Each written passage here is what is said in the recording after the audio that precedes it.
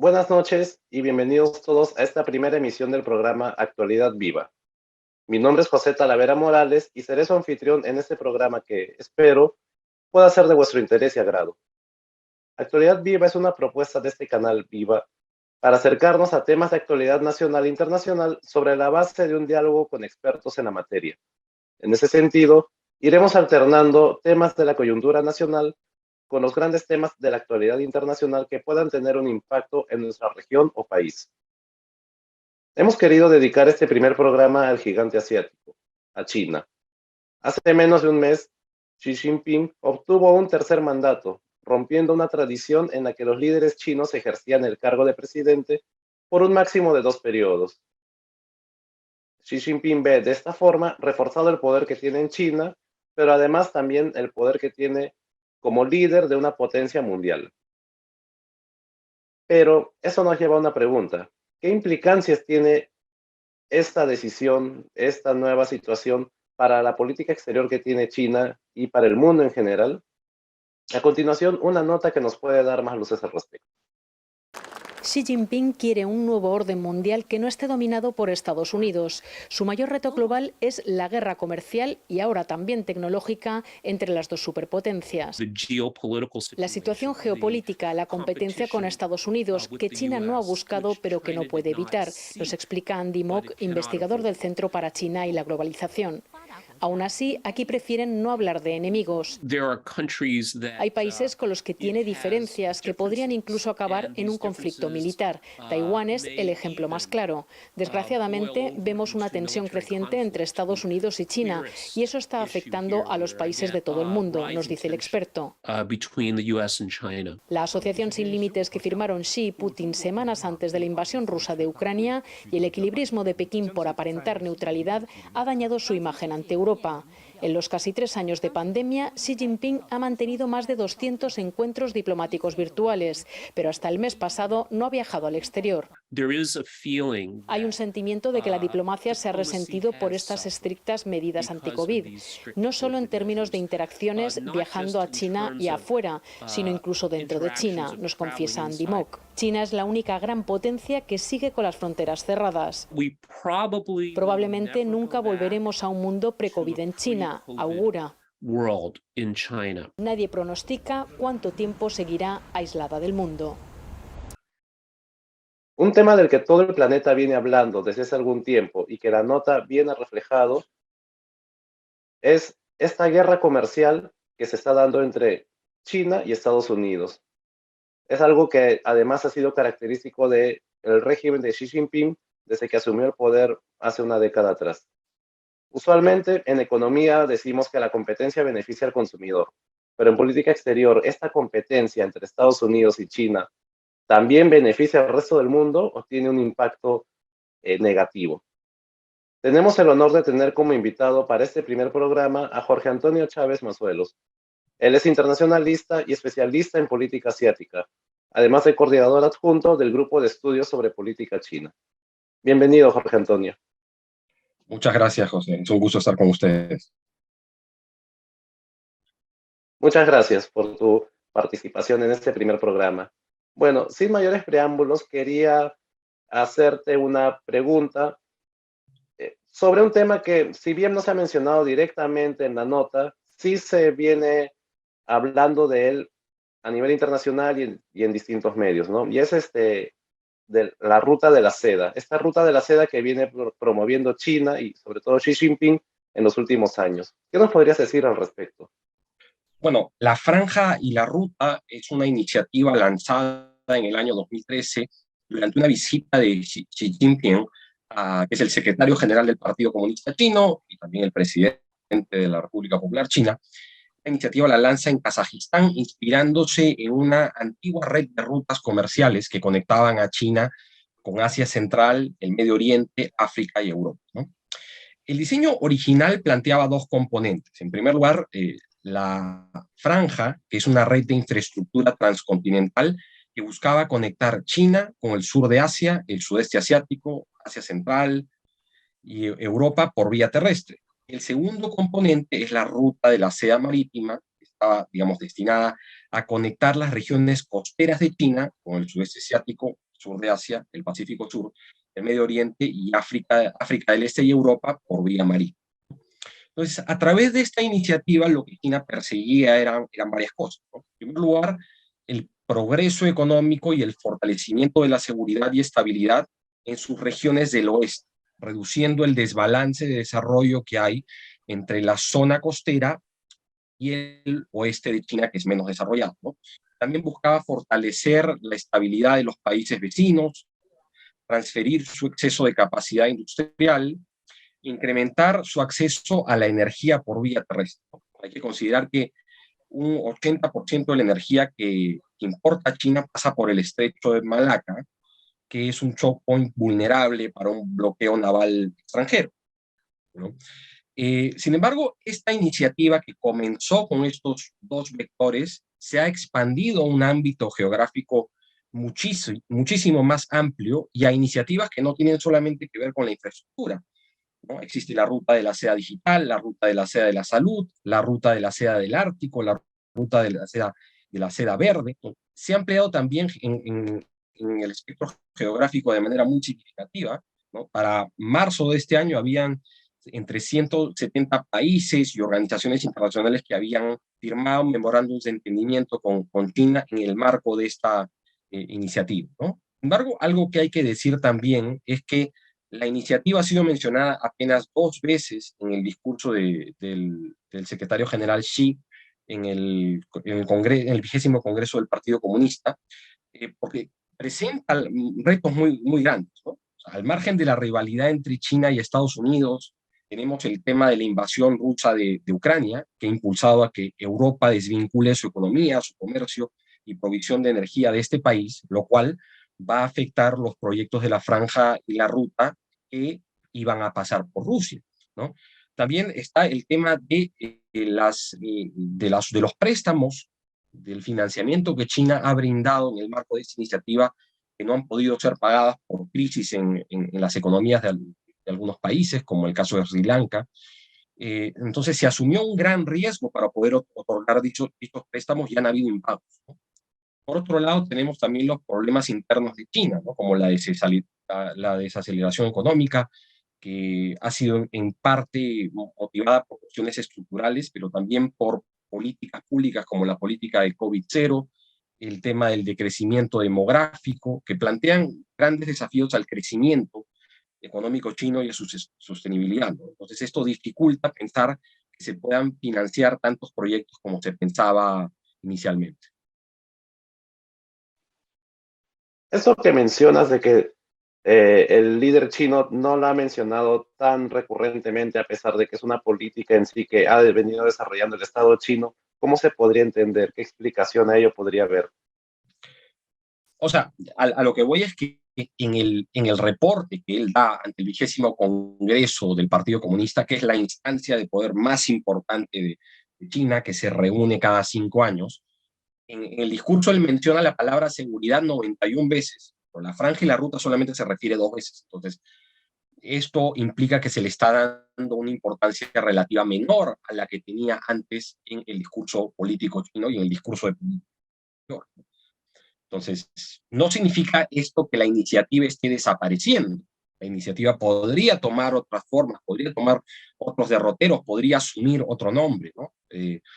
Pero digamos que el hecho de que no se le haya mencionado tanto como en otras ocasiones es un síntoma de que tiene una importancia relativa menor a la que podía tener hace algunos años. Muy interesante eso que nos comentas sobre este contraste que podría haber, ¿no? Otra pregunta que me gustaría trasladarte es, y ya sobre la base del que nos has ido comentando, sobre el expansionismo chino, ¿no? La ruta de la seda podría entenderse como una forma, una medida, un mecanismo para este expansionismo chino, pero ¿estamos hablando de un expansionismo solamente en términos económicos o es que también hay algún tipo de exportación ideológica sobre la forma en que se maneja el sistema político chino, por ejemplo? Bueno, primero habría que ver qué entendemos por expansionismo, ¿no? Si entendemos expansionismo, el aumento de la proyección económica de China en el mundo, pues bueno, hay que decir que que ya 140 países del mundo tienen como principal socio comercial a China, y evidentemente esto crea una relación de interdependencia económica que para China es una fuente de poder importante, ¿no? Pero yo, digamos, sería cauteloso en decir que hay una lógica de exportación ideológica. Creo que eso no se ve desde hace muchos años. Existió, o sea, habría que dar algo de antecedentes históricos también. O sea, tras el cisma sino-soviético en los 60, la política exterior china sí tenía una lógica universalista, que veía al pensamiento Mao Zedong como la salvación de los pueblos del mundo, y se invirtió mucho dinero en difundirlo, aun cuando China pues, no era el país que es ahora, ¿no?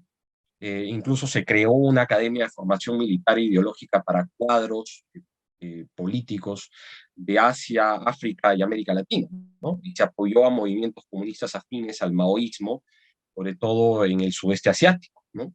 Ya con Deng Xiaoping, tras la revolución cultural, cuando comienza el proceso de reforma y apertura, pues la política exterior china ya toma un derrotero de más bajo perfil, centrada en imperativos como el fortalecimiento económico y social del país, ¿no? Yo diría que esta orientación se ha mantenido en cierta medida, aunque bueno, con Xi Jinping hay el componente ideológico en el discurso político se ha fortalecido como pilar de legitimación del partido, junto con el nacionalismo, con el desarrollo y con la idea de estabilidad y de seguridad, que es algo de lo cual se está hablando mucho, ¿no? Pero diría que no estamos frente a un programa de exportación de ideología como en los años 60. Lo que sí hay, y está incluso en el reporte del 20º Congreso del Partido Comunista, es un interés de hacer crecer el impacto y el atractivo de la civilización.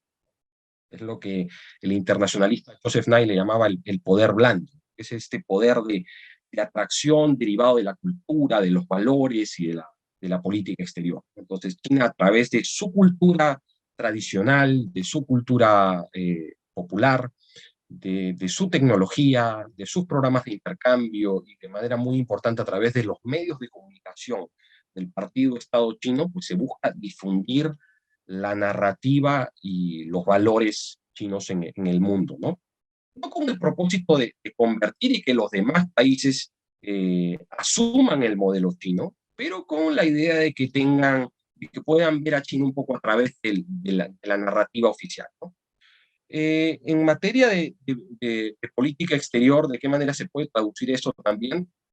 Es que pues China entiende que el orden internacional de la posguerra y tras el fin de la Guerra Fría también, fue en gran medida definido por Occidente, ¿no? China, muchas de estas reglas e instituciones que fueron definidas ahí las siguió y le beneficiaron, pero entendió que no tuvo la posibilidad de influir en el desarrollo, ¿no? Entonces, digamos que China ahora considera que se deben hacer reformas y que sus valores e intereses deben ganar preeminencia en el marco de esas reformas, ¿no? China tiene una visión sobre temas de gobernanza global, sobre que debe reflejarse su poder relativo de manera más importante en organizaciones internacionales, en la banca multilateral, quiere promover su concepción sobre derechos humanos, que preconiza el desarrollo por encima de las libertades y los derechos políticos, su visión de la soberanía del ciberespacio y también promover ideas como estándares en el campo de las tecnologías críticas, ¿no? Entonces, definitivamente se busca más influencia, pero yo no diría que hay un proyecto de exportación ideológica para replicar el modelo chino en todo el mundo.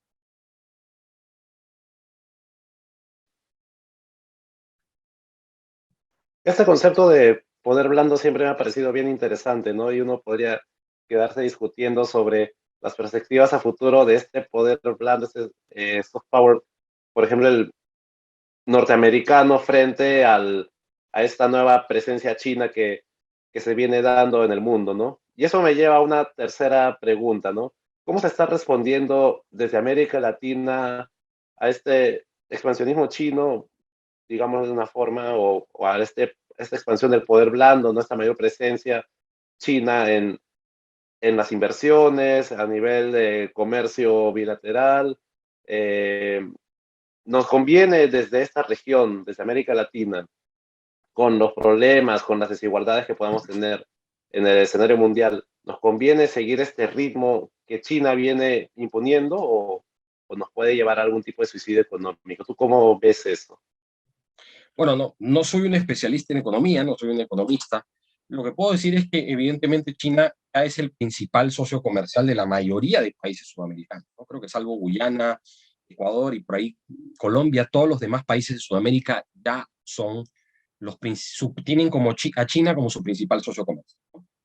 En México, en Centroamérica y el Caribe, la situación es distinta porque hay redes de interdependencia económica muchísimo más profundas con Estados Unidos, hay una inversión norteamericana, hay una, bueno, en el caso de México, pues tras el NAFTA a inicios de los 90, pues una política de nearshoring y de maquila que fue muy importante, ¿no? Entonces, hablamos de realidades económicas distintas, lo que no significa que, por ejemplo, China esté cada vez invirtiendo y teniendo cada vez más presencia en los países centroamericanos también, pero aún no puede rivalizar con Estados Unidos. En Sudamérica, el panorama ciertamente es otro, también tiene que ver con el hecho de que la estructura económica de los países sudamericanos es bastante distinta, es bastante menos industrial, la base de lo que se exporta es principalmente materias primas, ¿no? Economía, en el caso del Perú, por ejemplo, es economía extractiva, principalmente minerales, ¿no?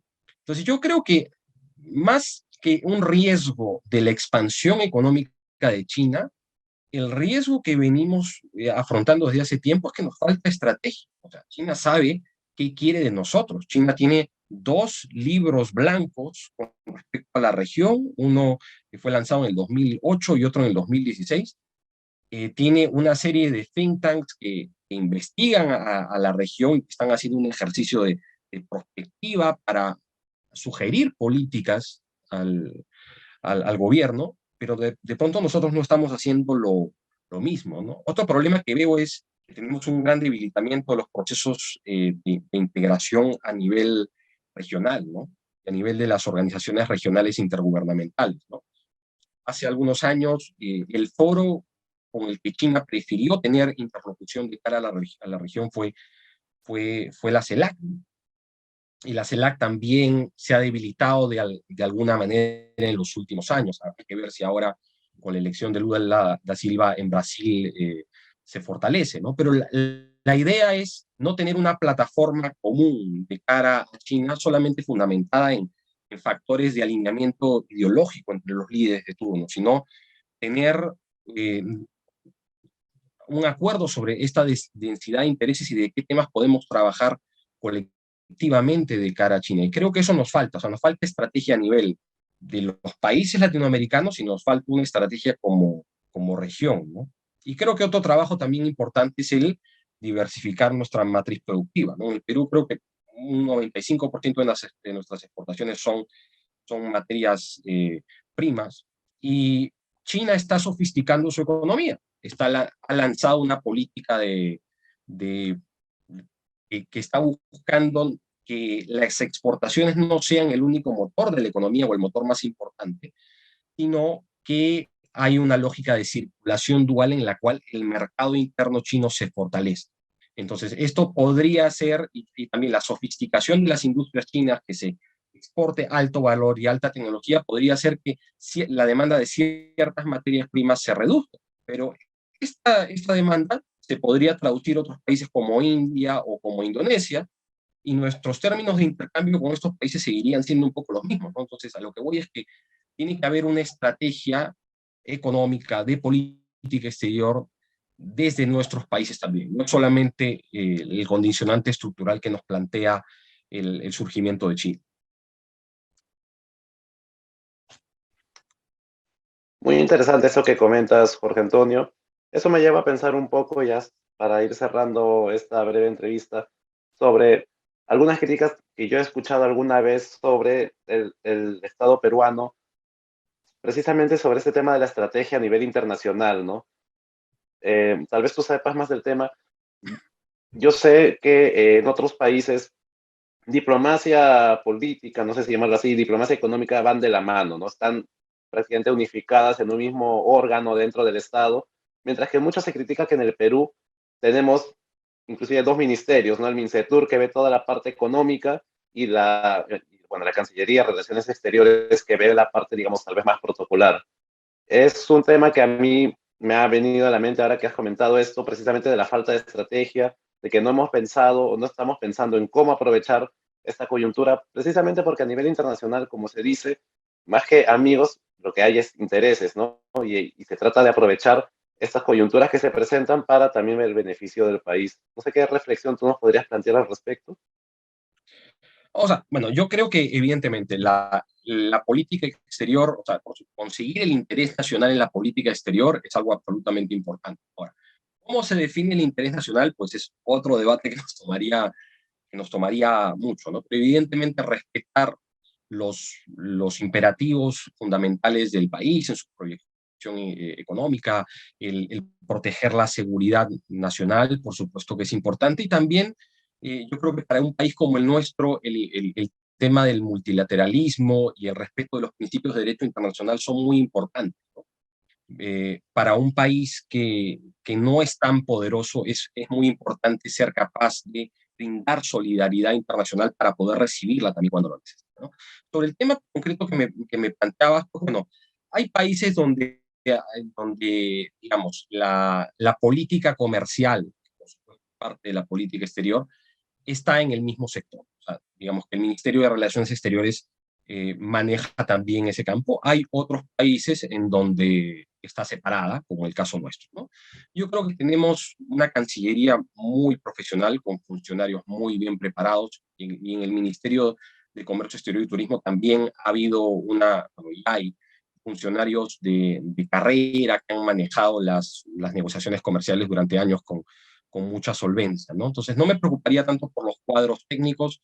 Eh, por supuesto que yo entiendo que para la Cancillería el manejar las oficinas comerciales era algo importante, pero hay que también saber reconocer que desde que el Ministerio de Comercio Exterior y Turismo comenzó a manejar las oficinas comerciales, pues ha habido un aumento de presupuestos para las oficinas comerciales, han permitido que los consejeros comerciales también puedan tener más personal, que puedan tener más presupuesto para asistir a ferias. Entonces yo creo que la experiencia viene siendo positiva, y creo que, según lo que me comentan algunos funcionarios de ambos sectores, había una lógica de cooperación, ¿no? Porque no hay oficinas comerciales en todos los países del mundo donde hay embajadas o consulados. Entonces, en esos lugares donde no hay embajadas o consulados, el Ministerio de Comercio Exterior y Turismo operan con Cancillería, y viceversa, en donde no hayan embajadas o consulados, pues las oficinas comerciales podrán cooperar con Cancillería. O sea, tenemos tanta demanda en términos de proyección, de promoción comercial, que no podemos darnos el lujo de estar enfrentados entre sectores. Yo creo que ellos entienden esta idea, ¿no? Qué bueno eso que comentas y qué bueno que sea así y que se esté dando así desde el Estado peruano, ¿no? Muchas gracias, Jorge Antonio Chávez Mazuelos, por tu presencia, por acompañarnos en este primer programa, y muchas gracias a todos también por acompañarnos en esta primera emisión. Buenas noches. Gracias.